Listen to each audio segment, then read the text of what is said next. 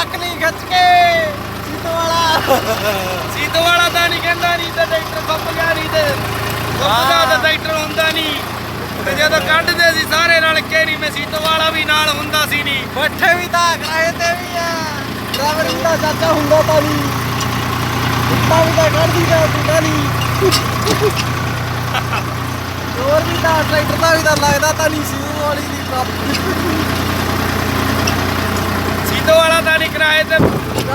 ਚੱਲ ਆਪਾਂ ਤਾਂ ਬੈਠੇ ਹੋਏ ਟੌਰ ਨਾਲ ਇਹ ਚਲਾ ਵੀਡੀਓ ਚੱਲੀ ਜਾਂਦੀ ਹੈ